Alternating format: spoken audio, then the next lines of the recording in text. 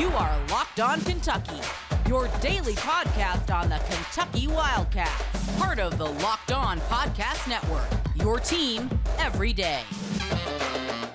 All right, what's going on, Big Blue Nation? Welcome on in to Locked On Kentucky, your daily Kentucky Wildcats podcast. I'm your host, Lance Dawe, writer for Sports Illustrated for various SEC-related things. But on this podcast specifically, we take a dive into all things Kentucky athletics. On today's episode of Locked On Kentucky, going to be talking about Kentucky's running back room.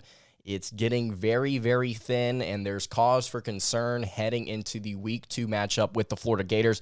Also going to talk about Kentucky's offensive game plan as a whole. Can the Wildcats afford to be one-dimensional against Florida this Saturday? Going to talk about that. And then finally, going to discuss maybe some issues on the defensive line, maybe a lack of push, what that could do in this Florida matchup later on in the week. And then finally, hey, Coach John Calipari may be announcing some new home uniforms tomorrow for the basketball team. Going to talk about that later on the show. Before we get to the running back room, I just want to say right here at the top of the episode, so that we don't say it 20 minutes in, subscribe to the YouTube channel. Going to have a lot of new content coming out here in the next few days, a lot of football-related stuff as we continue to wade deeper into the season. So glad college football is back. Also going to be talking about Kentucky basketball as the season draws closer.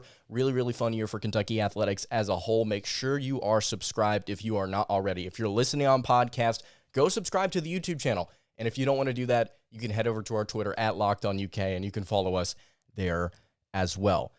Chris Rodriguez, star running back for the Wildcats, as expected, is out for Week 2 versus Florida. We knew that this was coming.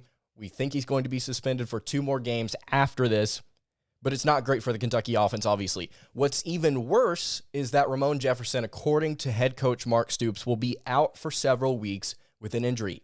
FCS transfer from Sam Houston State, All-American running back at that school, had 2 carries for 10 yards, if I'm not mistaken, against Miami of Ohio, so he wasn't necessarily a factor last week, but still a very talented running back that got a lot of praise during fall camp, so it really stinks to see him out, and so there's 2 guys down in your running back room.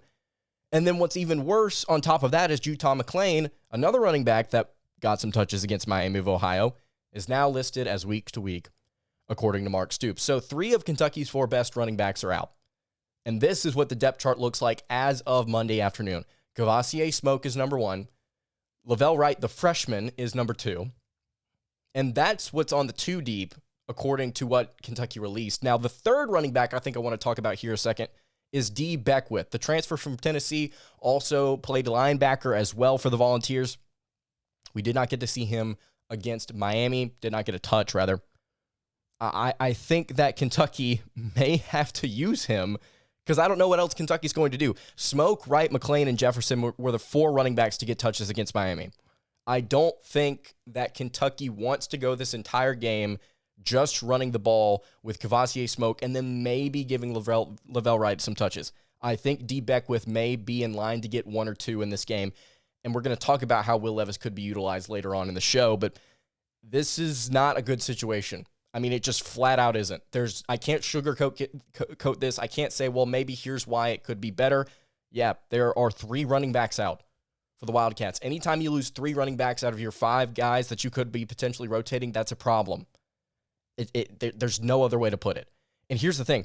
On top of all of this, the offensive line situation does not really look like it's even really remotely any better. Now, I know some of you may be saying, when you look at Florida, and you may say, Lance, maybe you're making too big of a deal out of this. You look at Florida, they gave up over 200 yards rushing against Utah. It was 5.9 yards per carry. They didn't really do things well on the defensive line, so maybe Kentucky kind of balances that out, and maybe it's just an average rushing output from the Wildcats. There are 2 things here. One could argue that that Utah's offensive line is better than Kentucky's. I think that's fair. Kenneth Horsey for the Wildcats now slides over from left guard to left tackle, and Keonta Goodwin is still sitting at number 2 at that left tackle spot. I think at some point this season he gets in, and he is able to take over that spot. I'm still banking on that as of right now, but we'll just have to see. Pro Football Focus thinks Kentucky's tackles were awful in this game against Miami. The offensive line as a whole was graded very poorly. Nobody in the room had a grade higher than 66, and that is not good according to PFF standards. Jagger Burton, Tayshawn Manning has 65.7 grades respectively. So I don't know if Kentucky's on that level with Utah and where their offensive line sits right now. The second thing here, and I guess this works both ways, is that statistics don't always translate over from game to game. So Kentucky, I don't know if you can really bank on what the rushing output was against Miami, because offensive coordinator Rich Scangarello also said that, they wanted to try and throw the ball and see if they could get Will Levis comfortable doing that. But so maybe you may see the running attack improve, but also 3 guys are out now. So I just don't think that the rushing output is going to be necessarily impressive. But also at the same time, Florida is going to be playing a little bit differently. They're going to be making adjustments too. After giving up over 200 yards rushing, they're going to be finding ways to maybe shut down this Kentucky offense and force them to be one-dimensional. So I'm not particularly high or excited about this Kentucky ground game heading into week 2. It's definitely one of the spots that I thought would have been something that Kentucky could have leaned on this season, and it's now quickly become an area of weakness, at least on paper. Now, who knows? Kavosiey Smoke and Lavelle Wright may be really, really good this Saturday, and they may both run for over 100 yards.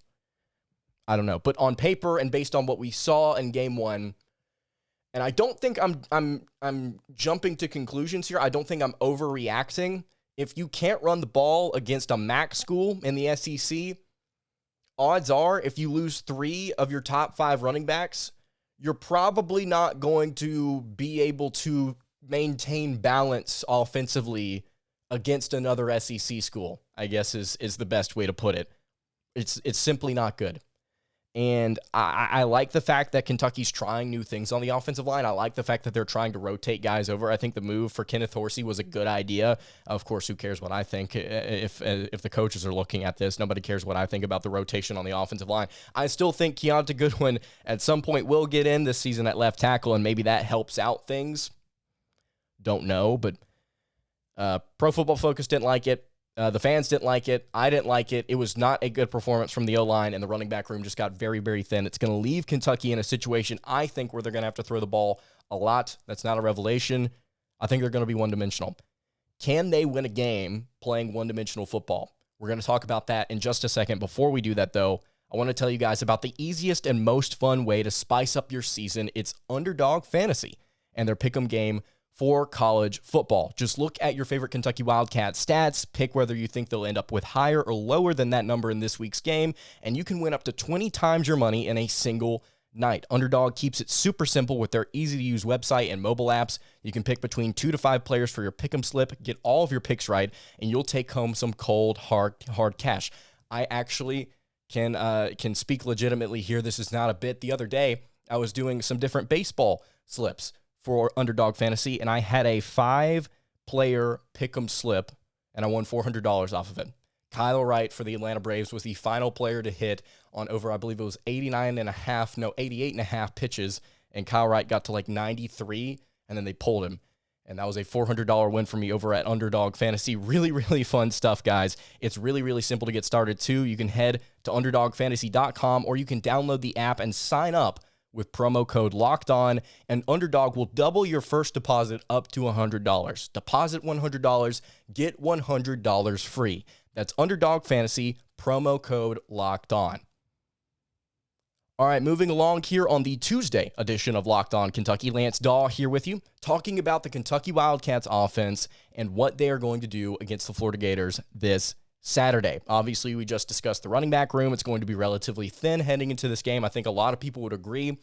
Kentucky's probably not going to be able to run the ball effectively against the Gators. At least it does not look like that as of this moment. Can the Wildcats afford to be one-dimensional at Florida? And can they win a game being one-dimensional at Florida? I think to answer that question, you have to answer these questions first. Question number 1. If the offensive line can't hold up consistently, either running the ball or in pass pro, how often does Kentucky try and make Levis mobile? So if we're designing plays here to kind of maybe alleviate some of the pressure off of Will Levis as a quarterback, if you're thinking in passing downs or third and long situations, okay, we've got to be able to buy him some time, why wouldn't you use Will Levis's mobility? It's an aspect of his game that needs to be utilized. Half rolls, bootlegs, maybe moving the pocket a little bit more, getting him some time to throw, especially like I mentioned in long yardage situations. How often does Kentucky try and get creative with the play calling and maybe alleviate some of that pressure? If they can do that and they can do that effectively, I think that they have to look to a couple of receivers in particular in space, specifically Tavion Robinson. Second question here.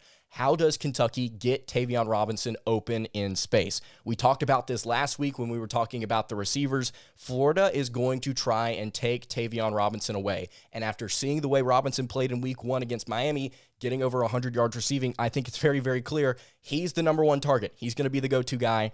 It's one of those games here where I think that Kentucky is going to have him removed. I don't know how Florida's going to cover him, but I can only assume someone's going to have his assignment all night, and then Florida is going to have somebody, I guess, bracketing him as well. Again, I don't know how they're going to do it. I just know I think multiple guys are going to be looking in his direction, and it's going to force really young players to step up in a hostile environment in situations where they need to make plays. Dane Key, Barry, and Brown, how do they perform if Tavion Robinson is not able to get into space? But I think the question here is, can Kentucky get Robinson into space, and how do they do that? Because once they get him the ball, he's able to create things after the catch, as was Wan'Dale Robinson. So I think that's really, really important. Can Kentucky move the pocket a little bit, maybe buy Will Levis some time? I don't know how they're going to scheme it up, but they need to find ways creatively to get him some time and then get the ball to Tavion Robinson, create some yards after the catch. And then the final question here, answering the original question, can the Wildcats afford to be one-dimensional at Florida? How does Kentucky handle time of possession? I think that's a legitimate question we have to ask here. It's something that you don't really think about whenever you're breaking down games or teams at the end of the year. I think when you see a complete product, you start to see the effects of time of possession on certain teams. For instance, Tennessee, I think, is a really good example of that last year. Mississippi State is also another school you could look at in time of possession. The defense for the Wildcats is solid. Let's not get it misconstrued. It's solid, but I think it's going to have its work cut out for them. It's a road environment, it's tough, and it's against a quarterback that can do a lot of different things in a lot of different ways, and you just have to be on high alert. It's one of those matchups where I feel like Kentucky can't afford to wear itself out for a drive on defense, stall on offense quickly, and then give the ball right back to the defense and give it back to Florida.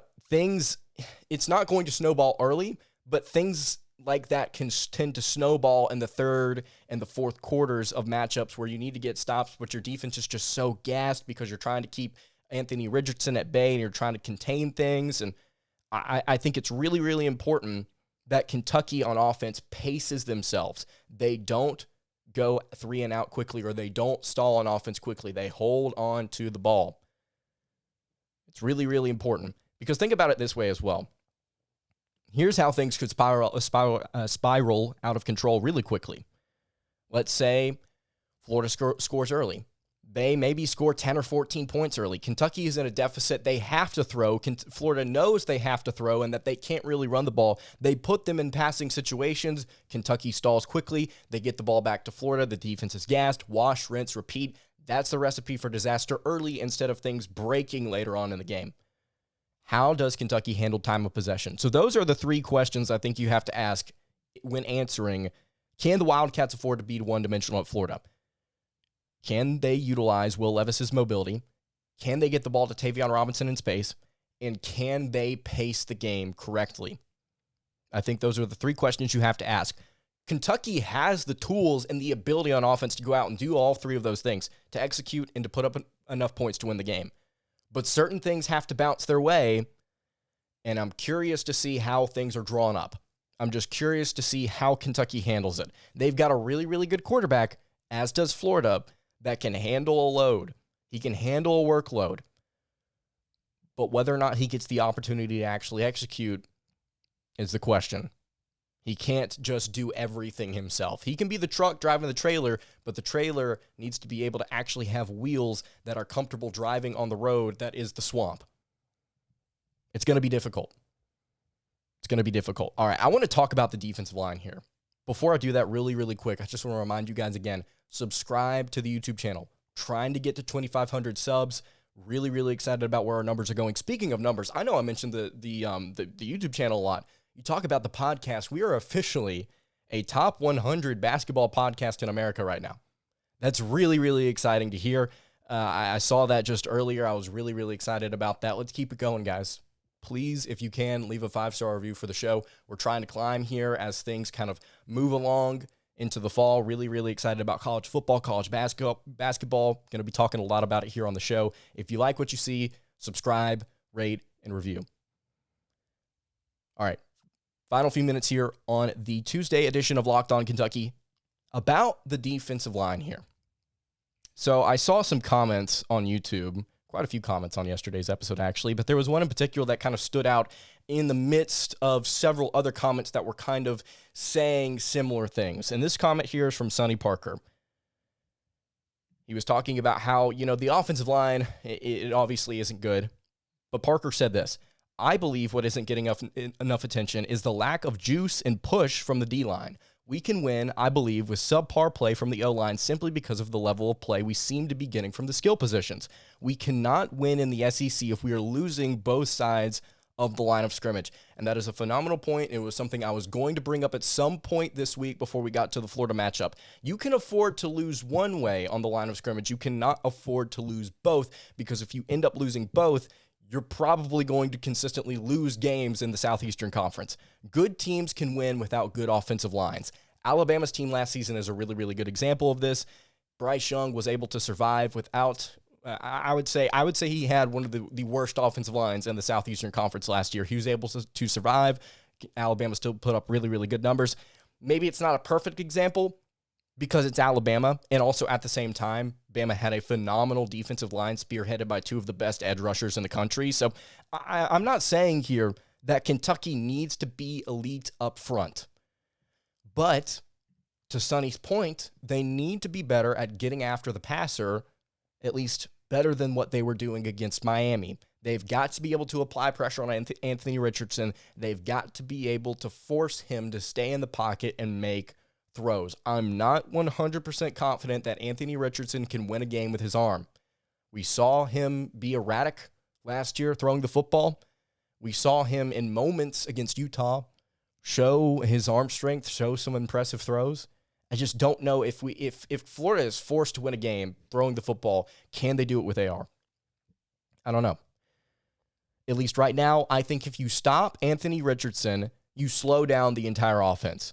To be honest, running backs Montrell Johnson and Trevor Etienne, they aren't elite, but they intrigue me, and they concern me as well. That's something we need to watch. I guess Florida's rushing attack as a whole against this Kentucky defensive line is something that we need to monitor. But if you can find ways to apply pressure to Anthony Richardson, I'm just not sold that they have the receivers and they have the ability to win a game 300 yards passing. Could be completely wrong. That may end up being what happens this weekend. I just don't see it right now. Of course, I will say this to Richardson's benefit, if there are any Florida fans watching this that are typing hateful comments right now. He has some serious potential. I remember back last year, I was doing ESPN radio, and on my show, we were talking about different quarterbacks. I believe it was midway through the summer, and we were talking about, Anthony Richardson, and we were talking about what he could be compared to. And I said this on yesterday's show. It's a young Dak Prescott that they have back there. He could be special. He is a very legitimate athlete. We got to see him do some crazy things against Utah. He's got some really, really serious potential. It's very, very clear to see, at least to me. But they've got to be able to get that under control. They've got to be able to get him polished. So stop Anthony Richardson as of right now. I think you slow down the offense. You don't stop the offense for Florida, but you slow it down. So that's my take on the defensive line. They've got to find ways to be better, got to find ways to apply pressure, maybe utilize the linebackers a little bit more. You've got a couple of really, really good linebackers that you could utilize a little bit better in pass, or not in pass coverage, but in the pass rush. So that's my take on that. And then finally here, just to kind of wrap things up, by the way, Coach Cal announced on Twitter yesterday that there will be new home uniforms this season, so be on the lookout for that, guys.